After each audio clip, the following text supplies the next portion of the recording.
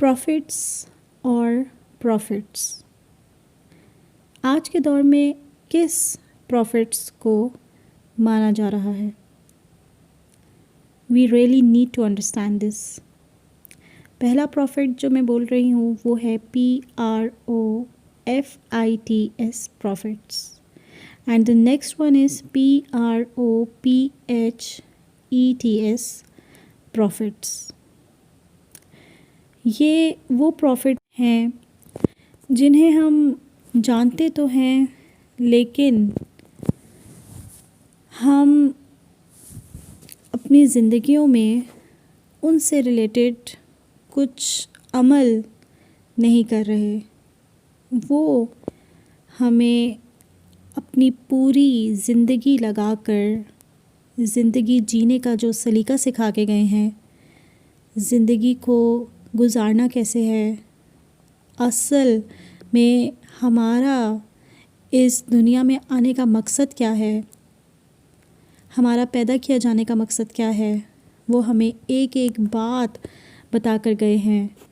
लेकिन हम उनके नाम तो जानते हैं, लेकिन उनके काम नहीं जानते।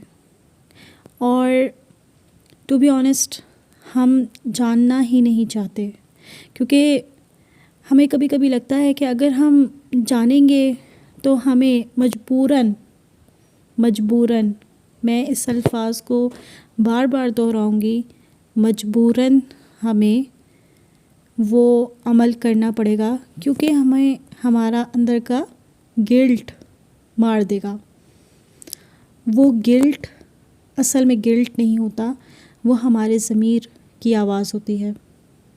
क्योंकि अल्लाह ताला ने हर इंसान को, हर ज़ी रूह को अपनी ही फितरत में पैदा किया है।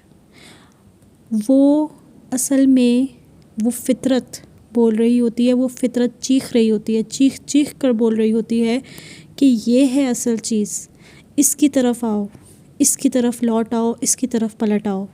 लेकिन हम अपने साथ ज़िंदगी भर झूठ बोलते रहते हैं, हम अपने साथ ज़िंदगी भर धोखा करते रहते हैं। असल में हमें ये बात समझने की बहुत ज़रूरत है। और अब मैं दूसरे प्रॉफिट्स की बात करना चाहूँगी, जिसका मतलब है हासिल, गेन, कि कितना आ रहा है और आता ही जा रहा है। ये गेन किस चीज़ का है? ये गेन सिर्फ़ एक ही चीज़ का है जिसने आजकल के मुसलमानों का बेड़ा गर्क करके रखा हुआ है। आजकल के मुसलमानों में कुछ भी नहीं छोड़ा, और वो है पैसा। हम पैसे के लिए कुछ भी कर रहे हैं। हमें इस चीज़ से कोई फ़र्क नहीं पड़ रहा कि हम जो कमा रहे हैं, हम जो हासिल कर रहे हैं, हमारे पास जो आ रहा है, आया वो हलाल तरीके से है या हराम तरीके से। बस आजकल के मुसलमानों को पैसे से गर्ज है। इसलिए मैं आजकल के मुसलमानों को, या हमें, ऑफ कोर्स हम सब इस चीज़ में शामिल हैं, मैं सिर्फ़ इसी वजह से नाम के मुसलमान कहती हूँ। हम सिर्फ़ नाम के मुसलमान तक ही रह गए हैं, हम काम के मुसलमान नहीं रहे, क्योंकि हमें पैसा चाहिए। और उस पैसे को हासिल करने के लिए हम जो भी कर सकते हैं हम करते हैं। हमने अपने दीन को कहीं पीछे छोड़ दिया है, सिर्फ़ इसलिए ताकि पैसा आता रहे। वो पैसा हमें नहीं पता हम किस लिए बना रहे हैं, हमें नहीं पता कि वो पैसा हमारी नस्लें पाकर क्या हमें दुआ देंगी। इसलिए हम चाहते हैं कि हमारे पास पैसा आता रहे। क्या हम ये एक्सपेक्ट कर रहे हैं कि हमें हमारी नस्लें वो पैसा पाकर दुआ भी देंगी? क्या हमें नहीं पता? क्या हमने अपने हालात नहीं देखे? क्या हम अपने परदादा का नाम भी जानते हैं? نہیں، ہم کچھ بھی نہیں جانتے۔ جب ہم کچھ نہیں جانتے تو ہم کیسے ایکسپیکٹ کر رہے ہیں کہ جو ہمارے پوتے ہوں گے یا پڑ پوتے ہوں گے وہ ہمارا درود بھی پڑھیں گے، وہ اللہ تعالیٰ سے ان پیسوں کے لیے جو کہ ہم نے کما کر آگے ان تک ٹرانسفر کر دیا ہوگا، اللہ تعالیٰ سے وہ ہمارے لیے مغفرت کی دعائیں مانگ رہے ہوں گے اس پیسے کے عوض۔ ہم یہ کیسے سوچ سکتے ہیں؟ اور پھر اس پیسے کو حاصل کرنے کے لیے ہم نہ یہ سوچتے ہیں اور نہ یہ سوچنے کی زحمت کرتے ہیں کہ آیا یہ ہم حلال بھی کما رہے ہیں یا نہیں؟ کیا ہمیں اس وقت سے خوف نہیں آتا؟ کیا ہمیں اس وقت سے ڈرنا نہیں چاہیے؟ کیا ہمیں ہمارے نبی صلی اللہ علیہ وسلم ہمارے لیے یہ وعدے نہیں سنا کے گئے؟ آپ صلی اللہ علیہ وسلم کا فرمان ہے کہ آخری دور میں حرام اور حلال کی تفریق ختم ہو جائے گی، اور وہ تفریق ختم کرنے والے کون ہوں گے؟ کیا وہ نان مسلمز ہوں گے؟ نہیں، وہ ہم ہیں۔ ایک ریڑھی والے سے لے کر ایک بڑے سیاستدان تک، جو جس بھی لیول پر ہے، جس طرح بھی وہ دھوکہ کر سکتا ہے وہ کرتا ہے، جس طرح بھی وہ چونا لگانا چاہتا ہے وہ لگاتا ہے۔ تو پھر ہم کیسے کسی اور کو بلیم کر سکتے ہیں؟ تو پھر ہم کیسے کسی اور کو قصوروار ٹھہرا سکتے ہیں؟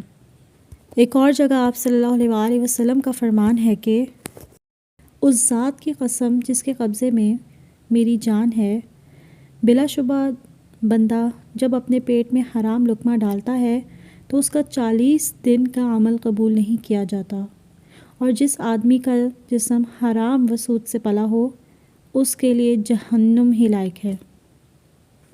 تو ہم پھر کیسے امید لگا کر بیٹھے ہوئے ہیں جنت کی؟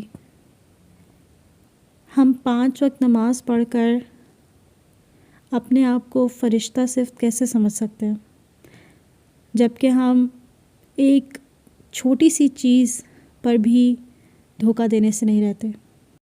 اللہ پاک نے انسانوں کی مدد کے لیے، انہیں سیدھے راستے کی طرف گامزن کرنے کے لیے 1,24,000 پیغمبر بھیجے، جو لوگوں کو اللہ کا دین، اللہ کا نظام سکھانے آئے تھے۔ اور اس میں سب سے اہم حصہ یہی ہے کہ لوگ ایک دوسرے کا حق نہ ماریں، کسی کو فراڈ دے کے اپنا سامان نہ بیچیں، جیسے بھی کمائیں اور کھائیں وہ حلال طریقے سے آیا ہو۔ لیکن اللہ کے بندوں نے اللہ کے دین کو پس پشت ڈال دیا ہے، اور بس کمانے کی دوڑ میں لگے ہوئے بغیر سوچے سمجھے کہ وہ جو کما رہے ہیں وہ حلال بھی ہے۔ خیال رکھیں کہ کہیں دنیا کے اس پروفٹ کے چکر میں اپنی دائمی آخرت کو نہ تباہ کر دیں۔ اس دنیا کا کیا ہے، یہ تو فانی ہے، کچھ ہی روز کے مہمان ہیں ہم یہاں۔ اصل زندگی تو اخروی زندگی ہے، آخرت کی زندگی ہے۔ کہیں اپنی اصل زندگی میں مس جلتے بجھتے نہ رہ جائیں۔ ہمیں چاہیے کہ ہم اللہ کے غضب سے ڈریں اور اپنے آپ کو جس حد تک ممکن ہو بچائیں۔ امید کرتی ہوں کہ آپ لوگوں کو میری یہ ویڈیو پسند آئی ہوگی۔ مزید ویڈیوز کے لیے میرے چینل کو سبسکرائب ضرور کیجیے گا۔ دین اسلام کے لیے ایسے پلیٹ فارمز پہ آپ بھی ضرور کام کریں اور اتنا زیادہ ان باتوں کو پھیلائیں، اپنے دین کی باتوں کو پھیلائیں کہ لوگ بے حیائی کی چیزوں کو چھوڑ کر دین کی باتیں سنیں، پڑھیں اور ان پر عمل کریں۔